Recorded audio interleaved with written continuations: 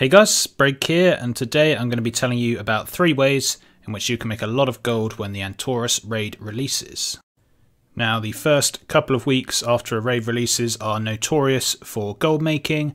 This is for many reasons: the new gear that's available and all of the market additions that come with that, as well as all raid enhancements and anything you need to raid. All of that goes up. There's also a lot more players playing. People complete the last raid, take a break, and then they come back when the new raid starts. And since this is the last major raid of the expansion, I'm sure there'll be a lot of people returning, a lot of people getting hyped. I'm certainly hyped with my raid team, and lots of other people will be as well, so we can definitely profit off this. So the first thing you want to be doing is looking at raid gear, the Antorus BOE raid gear, which you can sell. Now, as we all know, this goes for crazy gold at the start of the raid tiers, especially the first few days, so try and get in the raid early, get in the normal and even heroics if you can, nice and early on the Wednesday, Thursday, Tuesday, whatever day it is in your region, and try and get some BOE drops. Obviously it's just RNG really, just drop from trash, but if you don't get it from the raid, no matter, you can do what I'll be doing, which is flipping the BOEs. I've made huge gold this expansion from doing that, and it's even better at the start of the raid tier. This is the gear currently on my server from the other previous raids, and you know, it's still going for half decent amounts, you know, 30, 50k, you know, 40 to 50k for like 915, 920 gear goes for at least that often, and it's going to be 930 gear, which is the base item level from normal. So if you can get some 940 or even higher, then you're going to be able to sell it for a real nice amount of gold. A lot of people will just be pugging some normal and they get a BOE and they don't really realise its value, so they put it on the auction house for a decent sum like 50k or even 100k maybe. But I mean, if it's like a 940 with good stats or even higher than that, then it's going to be going for a lot more than 100k, so you can buy it out and relist it on the auction house. If you want to know a good price for your item, then you can always go onto the Undermine journal and check throughout the region if anyone else has got similar items and what similar item levels are priced at. That's a good way. I mean, obviously if you have TSM, you can look at region market value, but for the first few days it won't be very accurate, so Undermine journal might be better. Either way, anything that's 930 or above should be going for at least 100k in my opinion, especially if it's got good stats.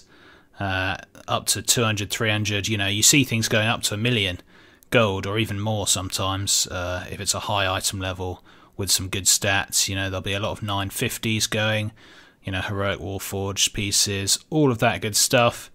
And if someone gets a 950 and puts it up for under 100k because they just don't really know the price or they just want a quick sale, you can buy that out, relist it, and you'll be making double, triple your gold easily. Another great tip for this is to look at the kind of stats for the classes that can wear that gear.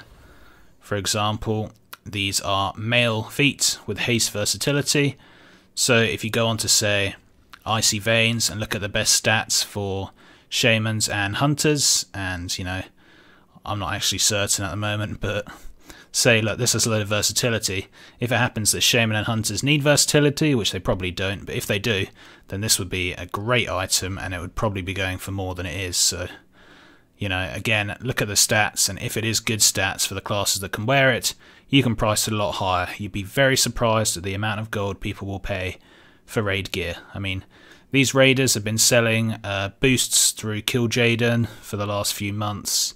They've been selling mythic mount runs from Gul'dan, and they've been making a lot of gold, and they are willing to spend it to gear up themselves or their ults. So make sure you look at your auction house and just see what's there and make an informed decision about whether or not you can flip that item.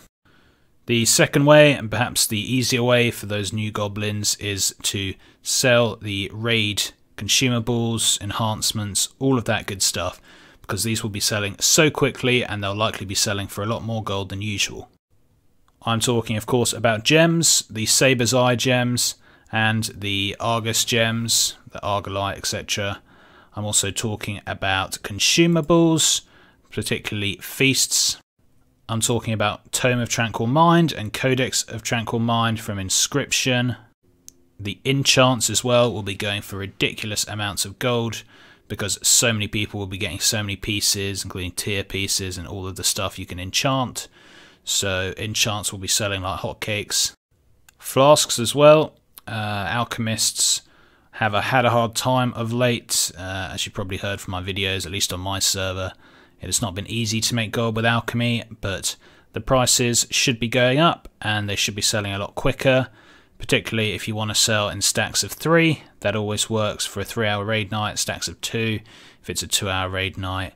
Stacks of 5 and 10 as well, and 20. So if you can sell in those stacks and you have rank 3 of the alchemy pots and flasks, then you're going to be laughing, and hopefully we'll be making a nice bit of gold with that. And yeah, those are the main things: the gems, the enchants, the flasks, the feasts, and the Tome of Tranquil Mind, Codex of Tranquil Mind with inscription. Maybe Vantus runes as well, if you can get them quickly. So what I would do is, whatever profession you have, is start buying up cheap materials to make those now, but don't make them yet. Or you can make them now but don't sell them yet. Hold on to them and sell them on the Tuesday, Wednesday, whenever the raid comes out, and you'll be making a lot more gold than you are now, just because there's so much more demand. Someone will probably reset the market. I mean, they'll probably be going for 50% more than usual on a lot of servers, just because the demand's so high.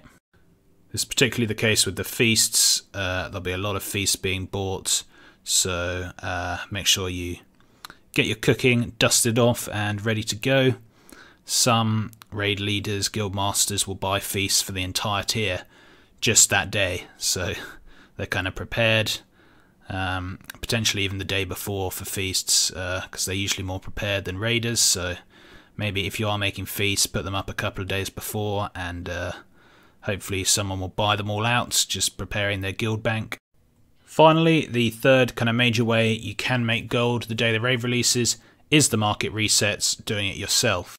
For those of you who don't know, I've done lots of videos on this, but a market reset is basically buying up all of an item on the auction house and then relisting it for a lot more gold. Or you can do a soft reset and buy up all the items that are below a certain value. For example, I could buy up all the items below 180 and then relist for the price of the 250 ones. Something like that. Now, I will warn you that resetting markets isn't always easy, particularly if you're on a high pop server. It's going to be quite tricky, but if you're on a low or medium pop server, it's actually not too bad, because there'll only be a few items up. Say Pandemonites. There might only be 5 Pandemonites up on your auction house, and people will need them for the Saber's Eyes, so you can just buy them all out and relist them for a large amount more gold. And the trick with a market reset is to reset both the raid item and the items it requests to make it. So I can reset Chaos Crystals, but then I would probably want to try and reset enchants as well. Again, that's not so easy on a high pop, but on a low pop it's not too bad. Though actually Chaos Crystals by themselves are quite nice just to reset anyway. Fell War is another thing that's really nice to reset. Feasts as well. If someone's put up a load of feasts for about average price, you can buy them all up and relist them the day of the raid for double, and people will still probably buy them. So, that's another great thing you can do. Again, Saber's Eyes, there usually aren't too many of those on the auction house, so that's pretty easy. The Argus Gems as well, especially if you're a dual crafter, you can say buy out all of the Argolites if there's only like 20 or so on your server, which there is on a lot of servers. Relist it for double or triple the price. You can cut a few of them, turn them into Masterful if you reset that as well. Sell some of the others raw. And if you do that, you're selling both of them and you sell the Masterful for more, then other people with dual crafting will be going, hey, I can make a quick profit buying this Argolite and turning it into Masterful.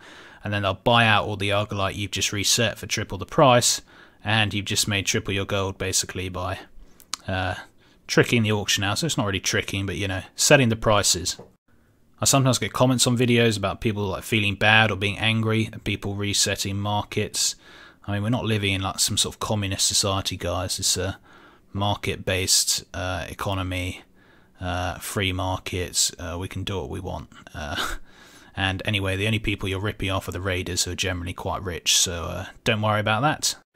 Again, with the flasks, if you're on a not so high pop server, you can reset the Starlight Rose market, and once you reset that, you can reset some of the flasks if possible, or at least pretty stack the flasks, so buy up the cheap ones or the lowest price ones and then relist them in for higher price in stacks of 2, 3 and 5 and 10, all that good stuff.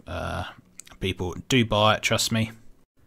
Even the old ores of felslate and laystone, well, and the new ore Imperium, they're all used to make the gems, obviously, from prospecting. You know, laystone's used to make the auto hammers. I forgot to talk about auto hammers, but they will also sell for a very nice amount.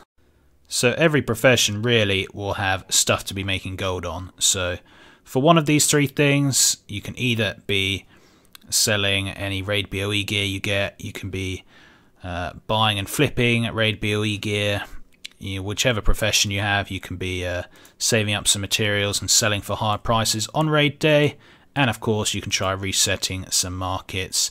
No matter how much gold you have, this is always possible on a day like Tuesday, Wednesday, because there's so many people buying it up all the time. The trick to a good market reset is to have quick sales, and that's the quickest sales you're going to get all year really, is on the raid reset day. So it's the best time to do it. And that is about it for this video. Hope you found it useful. Let me know what you're stocking up on in the comments below if you have been. I actually haven't been stocking up on many materials, even though I've been making loads of videos about it. I bought a few chaos crystals, but that was about it. Anyways, thanks for watching guys, and until next time, see ya.